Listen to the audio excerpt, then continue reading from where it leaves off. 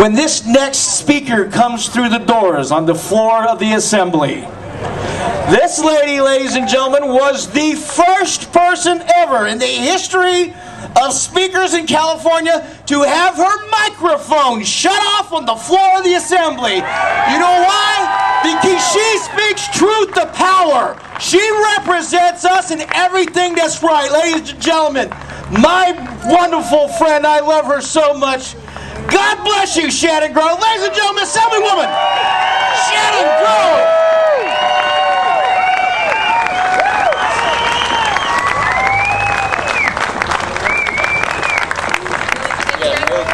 Puck said I got to get into the microphone. Can you hear me? Yeah!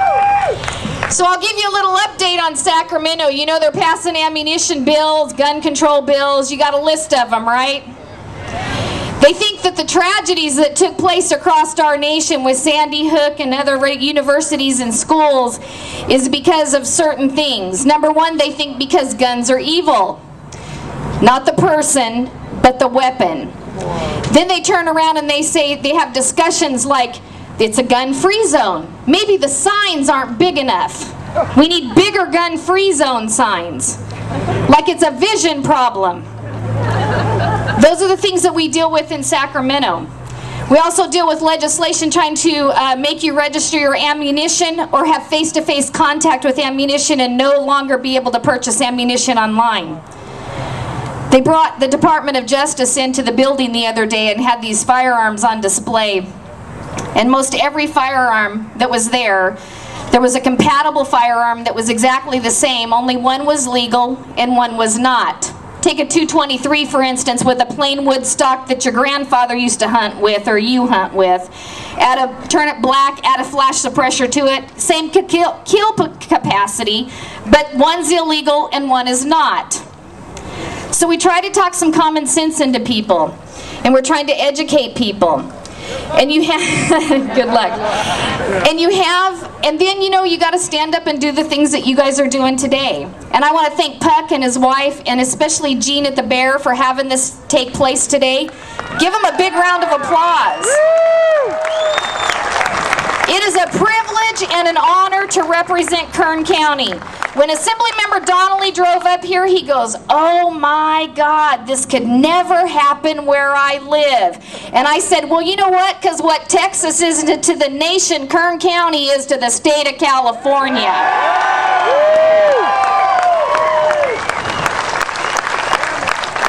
The debate goes on and on in Sacramento. They debate that, you know, you don't need a gun for this to hunt. You don't need a gun for this to hunt. You don't need an AR-15 to hunt. You don't need an AK-47 to hunt. You don't need an you don't need a Mini-14 to hunt. And they start listing all these weapons. And I just like raised my hand, real calm. I wasn't sure that the Second Amendment was about hunting, is what I want to say. My husband has this thing, babe, you're like a bulldog, but just keep smiling because they'll never know what you're thinking. So the bottom line is that you have these debates, and when you think about when our founding fathers of this great nation put pen to parchment, the first thing they wrote down was freedom of speech. The second thing they wrote down after coming out of a bloody battle with the mother country was the right for its citizens to bear arms. Every citizen. They said it was secure for a free state. So I'm going to talk a little bit about history.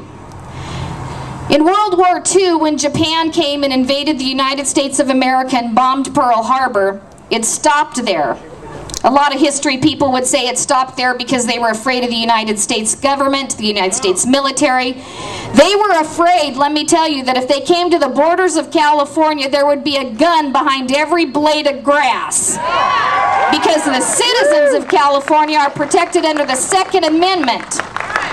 And it says that it shall not be infringed.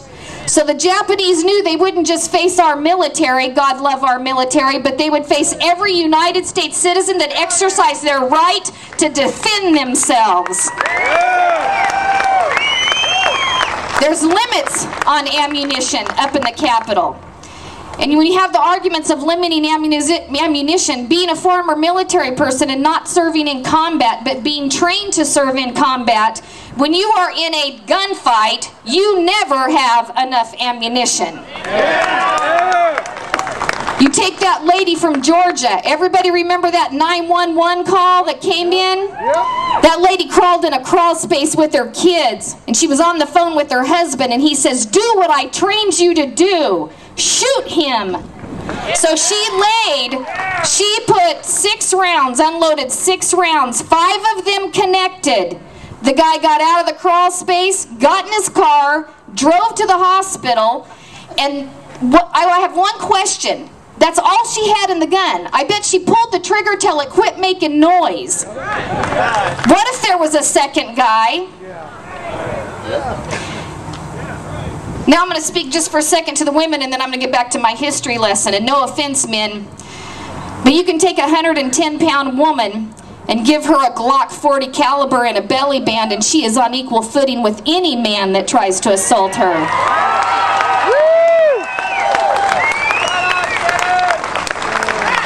So let's go back to our history lesson, because this is where I think it gets really serious in the situation that we are here in the great United States of America. In Germany, right before World War II, they had a gun confiscation and a gun ban. When World War II started, the German government came for our Jewish friends. They had no way to defend themselves. They went quietly. I can tell you that I truly believe from the depths of my soul and the bottom of my heart that if they were protected under the Second Amendment like we have here in the great United States of America, we might have lost a few of them, but we dang sure would have not have lost 6 million. And if you're standing here today and you have any doubt whatsoever, and I think I'm preaching to the choir, but just in case there's somebody out there that thinks because you live in the great United States of America, your government will not come for you, I want you to think about how they rounded up Japanese Americans and put them in internment camps. So you find someone with Japanese history that was a citizen of this state in this nation that was rounded up by the U.S. government. And I'm going to say a Democratic president signed that executive order. And we have a president in an office now that is threatening the freedoms of this nation. And it is time to start doing what you are doing here today in Kern County, across this state and across this nation.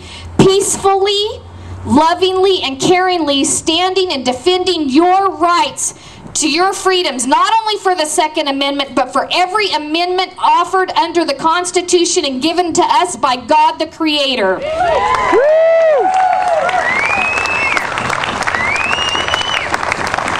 I want to thank you guys for being here today. And how many of y'all listen to Jazz McKay? Not that I'm... Y'all remember that day that I hosted the radio station and I started singing when it opened? I got a ton of text messages and the Facebook thing went wild. Please quit singing. We love you, we love what you stand for, but don't sing. That's what it said. But so, I just want to do something different before the next speaker comes up. And I know you guys all know the words. Is there a singer in the house? Anybody? Got any voice? Stand up. She's pointing to him. That lady. That man. Come on up here, sir. Gene, come up here. I need your help. Come here, sir. Come here, sir. I really do need your help. Give this man a hand.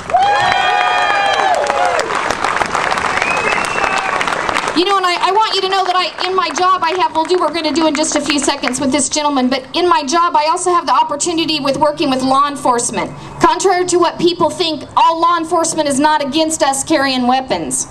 AB 202 that Assemblymember Donnelly introduced and I authorized, and then our liberal newspaper rated it like I was trying to arm janitors. You know what? Janitors can already be armed if they choose to. 1995 Safe Schools Act says that they can be armed if they have a CCW and the district gives them permission.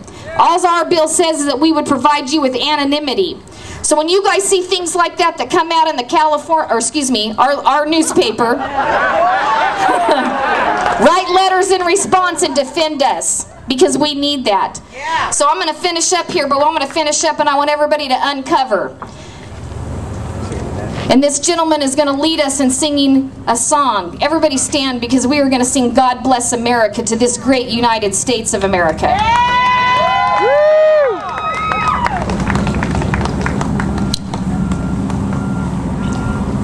God bless America, land that I love.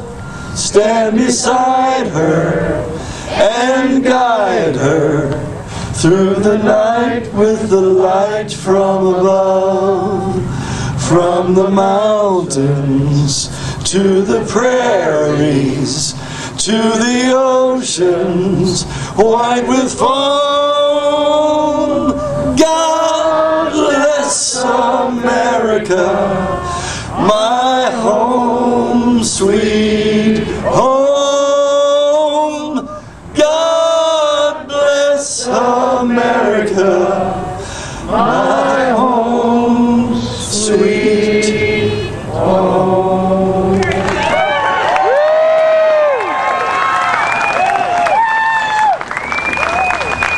May God bless the United States of America and each one of you that are here today.